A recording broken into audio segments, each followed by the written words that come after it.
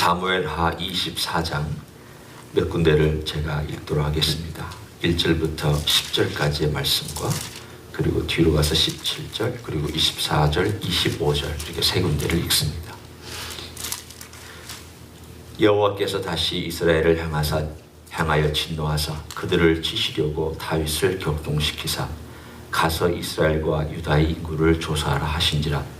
이에 왕이 그 곁에 있는 군사령관 요압에게 이르되 너는 이스라엘 모든 지파 가운데로 다니며 이제 단에서부터 브엘세바까지 인구를 조사하여 백성의 수를 내게 보고하라 하니 요압이 왕께 아뢰되 이 백성이 얼마든지 왕의 하나님 여호와께서 100배나 더하게 하사 내 주 왕의 눈으로 보게 하시기를 원하나이다. 그런데 내 주 왕은 어찌하여 이런 일을 기뻐하시나이까 하되 왕의 명령이 요압과 군대 사령관들을 재촉한지라. 요압과 사령관들이 이스라엘 인구를 조사하려고 왕 앞에서 물러나 요단을 건너 갓 골짜기 가운데 성읍 아루엘 오른쪽 곧 야셀 맞은쪽에 이르러 장막을 치고 길라앗에 이르고 다딤 부시 땅에 이르고 또 다냐안에 이르러서는 시돈으로 돌아 두로 견고한 성에 이르고 히위 사람과 가나안 사람의 모든 성읍에 이르고 유다 남쪽으로 나와 브엘세바에 이르니라. 그들 무리가 국내를 두루 돌아 9달 20날 만에 예루살렘에 이르러 요압이 백성의 수를 왕께 보고하니 곧 이스라엘에서 칼을 빼는 담대한 자가 80만 명이요 유다 사람이 50만 명이었더라. 다윗이 백성을 조사한 후에 그의 마음에 자책하고 다윗이 여호와께 아뢰되 내가 이 일을 행함으로 큰 죄를 범하였나이다. 여호와여 이제 간구하옵나니 종의 죄를 사하여 주옵소서. 내가 심히 미련하게 행하였나이다 하니라. 17절로 넘어갑니다. 다윗이 백성을 치는 천사를 보고 곧 여호와께 아뢰어 이르되 나는 범죄하였고 악을 행하였거니와 이 양무리는 무엇을 행하였나이까? 청하건대 주의 손으로 나와 내 아버지의 집을 치소서 하니라. 24절로 건너갑니다. 왕이 아라우나에게 이르되 그렇지 아니하다. 내가 값을 주고 내게서 살이라. 값 없이는 내 하나님 여호와께 번제를 드리지 아니하리라 하고 다윗이 은 50세겔로 타작 마당과 소를 사고 그곳에서 여호와를 위하여 제단을 쌓고 번제와 화목제를 드렸더니 이에 여호와께서 그 땅을 위한 기도를 들으시며 이스라엘에게 내리는 재앙이 그쳤더라. 아멘. 오늘 나와 있는 24장의 이야기는 역대상 21장에도 똑같이 나와 있습니다. 똑같이 나와 있지만 역대상에 나와 있는 이야기가 조금 더 깁니다. 이건 조금 짧은 버전이고 역대상에 나와 있는 것은 조금 긴 버전입니다.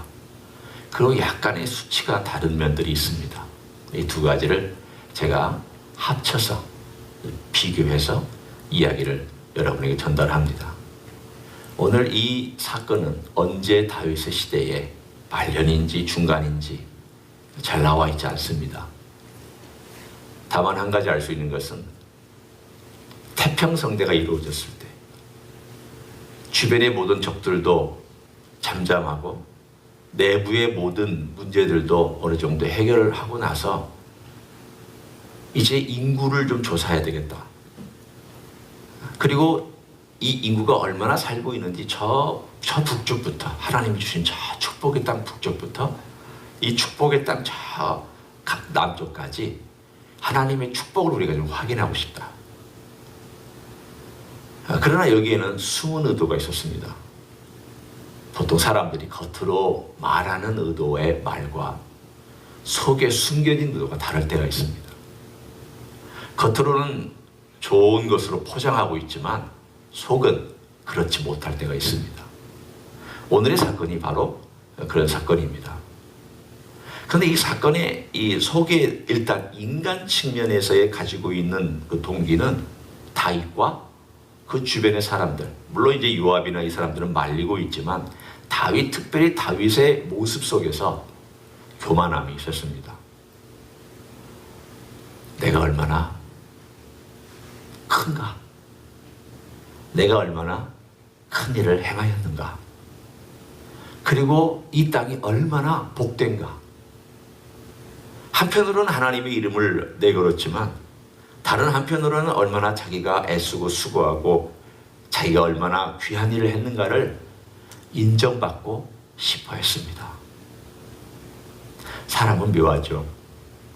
사람은 한편으로는 하나님 일을 하면서 하나님께 영광을 돌린다고 하지만 또 다른 한편으로는 은근히 자기의 욕망과 자기의 원하는 걸 추구하고 그걸 인정받기를 원하니까 말이죠. 그런데 이런 마음이 다윗에게도 있었고 이스라엘 전체에게도 있었습니다. 그런데 오늘 본문의 1절에 이렇게 나옵니다. 하나님께서 다윗을 격동시켰다. 그런데 이것을 역대상 21장에서는 사탄이 격동했다 이렇게 나옵니다. 두 가지의 본문이 다르게 나오는 것은 영적인 세계에 대한 이야기를 우리들에게 전달해 주기 위해서 그렇습니다. 사건은 사탄이 격동했는데 하나님께서 사탄이 다윗을 격동하는 것을 허락하신 것입니다. 우리는 욥기에서 바로 그런 이야기를 읽을 수가 있습니다. 사탄은 고소하는 존재입니다. 사탄은 격동하는 존재입니다. 사탄은 유혹하는 존재입니다. 사탄은 위협하는 존재입니다. 사탄은 우리를 시험에 넘어지게 하는 존재입니다. 사탄은 한 나라를 넘어지게 하고 사탄은 한 사회를 타락하게 하고 사탄은 한 가정과 개인을 하나님으로부터 멀어지게 합니다. 어떤 방법과 수단을 동원해서든지 그렇게 하려고 합니다. 하나님께서 그 하는 일을 허락했습니다. 그래서 사탄이 강력한 힘을 가지고 다윗을 격동했더니 다윗 안에 잠재져 있던 교만함이 갑자기 화산처럼 솟구쳐 올랐습니다. 이것은 완전히 사탄에만 원인이 있는 것도 아닙니다. 다윗에게도 원인이 있고 이스라엘 백성 전체에게도 원인이 있습니다. 왜냐하면 모든 사람들이 다 느긋해졌기 때문에 하나님을 향한 간절함과 열심이 사라져버렸습니다. 제일 무서운 때는 바로 그때입니다. 고난의 때가 무서운 것이 아니라 평안한 때가 무서운 때입니다. 열심히 하나님 아버지 앞에 간절함으로 기도한 때가 어려운 때가 아니라 잘 먹고 잘 살고 평안하고 잘 풀리고 괜찮고 이런 때가 무서운 때입니다. 이때에 모든 것이 다 평안했고 모든 것이 다 풍성했고 모든 부분들이 그들의 삶에 만족스러웠습니다. 그때 시험 들었습니다. 그때 사탄이 격동했습니다. 그래서 인구조사는 하나님께서 명령하신 내용인데 했습니다. 그 결과 오늘 본문에 다윗이 어떻게 고백하고 있는지를 보십시오. 10절에 보면 다윗이 백성을 조사한 후에 그의 마음에 자책하고 이게 바로 뭐가 문제가 있다는 걸 알았다는 뜻입니다. 그 문제 안에 들어와서 처음에 막 일을 진행할 때는 그 문제가 뭔지를 모르고 그것을 그냥 넘어갔다가 일이 끝난 후에야 일을 다 범죄한 후에야 이게 범죄라는 것을 깨달았습니다. 그리고 이렇게 얘기합니다. 내가 이 일을 행함으로 죄를 범하였나이다. 여호와의 이제 간구하옵나니 종의 죄를 사하여 주옵소서. 내가 심히 미련하게 행하였나이다. 다윗의 고백을 들어보십시오. 자책했다. 죄를 범했다. 그리고 심히 미련하게 행하였다. 겨우덕 우리가 얘기하지만 다윗의 하나님 아버지 앞에서 그가 버림받지 않냐고 쓰임받을 수 있었던 가장 중요한 요건 중에 하나가 자기에게 잘못한 것을 하나님 아버지 앞에서 인정할 줄 알았던 삶입니다.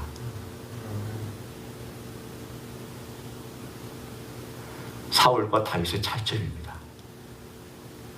사울 출발 잘했습니다. 사울 겸손한 사람이었습니다. 그런데 왜 사울은 버림받고 다윗은 사울보다 어떻게 생각하면 더 확실히 버림받지 않냐고 그래도 하나님께서 그 일을 이루셨느냐. 가장 간단한 답은 하나님의 은혜입니다. 그러나 인간 편으로 생각해 볼 때, 인간적인 측면으로 우리가 볼 때 그가 버림받지 않았던 요인을 만약 꼽으라고 한다면 저는 이렇게 대답하겠습니다. 그가 훌륭해서도 아닙니다. 똑똑해서도 아닙니다. 위대한 일을 해서도 아닙니다. 그는 하나님 아버지 앞에 자기 죄를 고백할 줄 알았고 하나님 아버지 앞에 자기 자신을 내놓을 줄 알았다. 다른 말로 하면 하나님과의 관계가 정립되어 있었던 사람입니다. 관계가 확실하면 잘못한 것도 고백할 줄 알고 직면할 줄 알고 사랑한다는 고백도 할 줄 알고 그것을 가지고 기뻐할 줄 아는 사람입니다. 그 두 가지는 똑같습니다. 내가 하나님을 기뻐한다는 것은 죄를 지을 때 슬퍼한다는 얘기고, 내가 하나님을 사랑한다는 것은 죄를 지을 때 가슴 아파하고 그것 때문에 슬퍼하고 그것 때문에 뉘우친다는 뜻입니다. 두 개는 한 가지입니다. 따로따로 존재하지 않습니다. 사랑하지 않는 사람은 슬퍼하지 않습니다. 하나님을 사랑하는 사람이 하나님께 대한 죄를 슬퍼할 줄 압니다. 다윗은 슬퍼할 줄 알았습니다. 이것이 잘못인 것 자체가 할 줄 알았습니다. 그게 다윗의 위대함입니다. 저는 다윗의 똑똑함도 위대함이 아니에요. 그가 훌륭함도 위대함이 아닙니다. 이것이 바로 다윗의 신앙인의 위대함입니다. 그러니 우리에게는 소망이 있잖아요. 왜 소망이 있느냐? 내가 하나님을 사랑한다는 것, 그리고 하나님 아버지 앞에 잘못을 저질렀을 때 죄를 고백하고 그것을 정말 슬퍼하고 아파하는 것, 이것이 같은 것이라면 나도 그렇게 살 수 있겠구나. 이건 똑똑해서 되는 일은 아니잖아요. 이건 IQ가 좋아야 되는 일은 아니잖아요. 누구에게나 열려져 있는 거잖아요. 바로 이런 다윗이 그 다음 어떻게 이 24장의 이야기를 전개시키고 있는지 그 뒷부분을 잠깐 나눕니다. 대가를 지불하죠. 하나님이 선택을 줍니다. 너 3년 기근을 받을래? 3개월 동안 네가 도망 다닐래?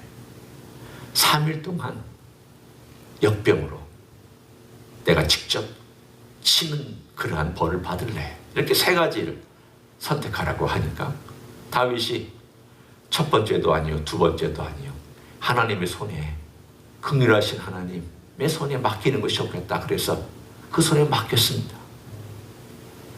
그러나 이 세 번째가 그렇게 혹독할 줄을 몰랐습니다. 7만 명이 죽었습니다. 3일 동안 7만 명이 죽었습니다. 그러면서 이 죽음의 천사가, 역병으로 치는 천사가 예루살렘에 와서 칼을 들고 예루살렘을 멸망시키려고 하는 그때에 하나님께서 됐다, 칼을 거둬라. 그래서 천사가 칼을 거두고, 아직 칼집이 꽂지 않냐고 칼을 거두고 칼을 내려뜨리는 그러한 이야기가 역대상에 나옵니다. 그것을 다윗이 보고 하나님께서 그 다윗의 눈을 열어주었습니다. 그래서 다윗이 오늘 고백하는 대목이 17절입니다. 다윗이 백성을 치는 천사를 보고 곧 여호와께 아뢰어 이르되 나는 범죄하였고 악을 행하였거니와 이 양무리는 무엇을 행하였나이까? 청하건대 주의 손으로 나와 내 아버지의 집을 치소서. 주님, 범죄는 제가 했는데 왜 이 백성을 칩니까? 왜 7만 명이라는 그 많은 숫자를 죽입니까? 너무 가슴이 아팠습니다. 그럴 수밖에요. 다윗의 입장으로서는 그러니까 자기가 한 선택 때문에, 요압도 말리고 장군들이 말렸는데 고집 부려가지고 행한 그것 때문에 백성의 7만 명이 죽었습니다. 오늘 이 범죄한, 다윗의 범죄한 것, 그러나 이 범죄는 다윗의 범죄뿐만이 아니라 사실은 이스라엘 전체가 하나님을 향하여 교만한 마음을 가지고 있었던 것에 대한, 민족에 대한 하나님의 심판이었습니다. 이 일은 첫 번째, 제일 단순한 대답은 하나님의 심판입니다. 그러나 한번 이렇게 우리가 젖히고 나서 두 번째 보는 것은 그 심판의 자리가 하나님의 은혜와 용서의 자리가 됩니다. 하나님께서 예루살렘이라는 곳을 심판하시려고 할 때에 다윗이 거기에서 엎드려 하나님 경배하고 절하고 하나님 아버지 앞에 제사를 드리는 그 순간 죽음의 천사가 칼집에 꽂고 떠나는 장면이 등장합니다. 용서와 회복의 장소가 되었습니다. 죽음과 심판의 자리가 용서와 회복의 자리가 됩니다. 그리고 나중에 이 용서 회복의 자리는 하나님을 예배하는 자리가 됩니다. 바로 이 자리가 성전이 서는 자리입니다. 이 오르난의 타작마당이 바로 하나님의 성전이 서는, 나중에 솔로몬이 성전을 짓는 장소가 됩니다. 그래서 오늘 맨 마지막에 24장에 이 이야기가 등장합니다. 하나님께서 성전 장소를 알려주시는데 묘하지 않아요? 하나님께서 다윗아, 앞으로 네 아들에게 저기 가서 성전을 쳐라, 그렇게 말씀하시지 않았습니다. 인간의 교만, 범죄, 심판, 죽음, 비극, 그 현장, 다른 말로 얘기하면 인간의 그 죽음의 냄새가 온 땅에 퍼져있는, 그 시체 썩는 냄새가 퍼져있는 바로 그 죽음의 땅의 한가운데, 그 가장 중심의 예루살렘에 하나님께서 은혜와 용서와 제사를 받으시는 장소를 만들어 놓으시고, 거기서 제사를 드릴 때 내가 받겠다, 용서해 주겠다. 그리고 그 장소에 네가 용서받은 거기서 나를 예배해야 된다. 오늘 이것은 앞으로 있을 성전을 얘기하지만 또 다른 성전을 얘기해 주고 있습니다. 또 다른 성전이 무엇입니까?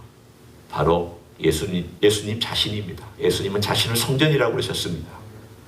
죽음의 땅입니다. 예루살렘은 죽음의 땅이요, 예루살렘은 배반의 땅이요, 예루살렘은 범죄의 땅입니다. 교만한 땅입니다. 다윗과 이스라엘 백성이 범죄하고 교만했던 것처럼 예루살렘 주민 교만하고 범죄했습니다.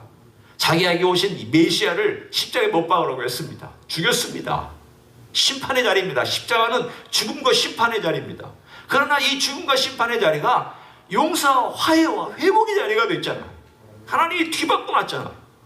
오늘 이 자리에서 심판받은 자리를 회복의 자리로, 예배의 자리로 바꿔놓으신 하나님께서 십자가도 심판과 죽음을 회복과 용서로 바꾼 자리가 바로 십자가입니다.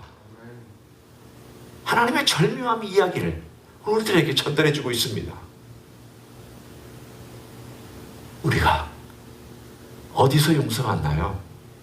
죽음의 땅에서 용서받잖아요. 내가 범죄한 현장에서 용서받잖아요.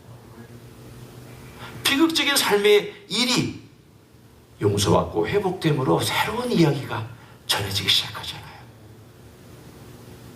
하나님이 우리의 삶을 어떻게 바꾸셨나요? 내 비극적인 삶, 내 어려운 어떤 삶의 이야기, 바로 그것을 하나님께서는 불쌍히 여기시고 하나님을 바라보는 백성, 하나님을 향하여 기도하는 백성, 하나님을 향하여 애통하는 자를 하나님께서는 바꿔주셔서 회복과 용서와 회복과 화해와 그리고 하나님을 예배하는 놀라운 자리로 만들어 주실 줄로 믿습니다. 우리의 삶은 이런 삶입니다. 우리 하나님 아버지 앞에서 하나님께서 어떤 일들을 행하실지 우리가 하나씩 하나씩 기대하며 걸어가기를 원합니다. 어떨 때는 비극과 너무 아픔이 있어서 이거 언제 빠져나오나, 이 문제 언제 해결되나, 그럴 때 있습니다. 이것 때문에 붙들고 기도합니다. 하나님 도와달라고 외칩니다. 눈물을 흘립니다. 언젠가 하나님께서 이 비극적인 일들과 어려운 것들을 십자가를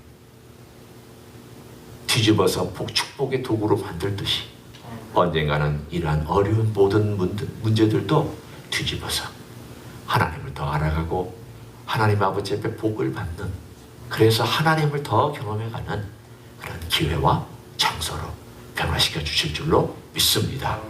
그런 귀한 축복이 임하기를 예수님의 이름으로 간절히 축원합니다. 하나님 아버지, 인간의 저주받은 장소가 용서받고 축복받은 장소가 되었습니다. 하나님의 은혜가 있기 때문입니다. 하나님의 절묘하신 역사가 있었기 때문입니다. 예수님을 못 박은 심판의 자리, 아니 예수님이 우리를 대신해서 심판받은 그 자리가 용서와 회복의 자리가 된 것을 감사합니다. 그 일로 말미암아 우리 하나님을 예배할 수 있어서 감사합니다. 주님, 우리의 삶의 비극도 주님은 바꿔주실 수 있습니다. 우리의 삶의 아픔과 고통도 능히 변화시켜 주실 줄로 믿습니다. 주님, 하오나 우리가 늘 주님 앞에 있기를 원합니다. 주님 앞에서 대면하기를 원합니다. 죄 문제든 어려운 고난이든 어려운 숙제든 늘 주님 앞에서 부르짖고 기도하고 주님 바라보고 주님께 고백하고 주님을 의지하고 찾고 두드립니다. 주님 앞에 나와서 늘 주님을 바라보는 하나님의 종들이 될 수 있도록 축복하여 주시옵소서. 이제는 우리 구주 예수 그리스도의 은혜와 하나님 아버지의 극진하신 사랑과 성령 하나님 교통하심의 역사가 언제나 우리 주 예수 그리스도를 바라보고 우리의 삶의 모든 어려움 속에서나 죄악 속에서나 풍성한 은혜를 주시기를 원하시는 주님을 늘 의지하며 걸어가기를 소원하는 가정에 세배드리는 종들 위해와 이 자리에 참여한 종들 위해와 주 임지 희수교회 위해와 이미 교회들과 한국 교회들과 선교사님들 위해 이제부터 영원히 함께 하실지어다. 아멘.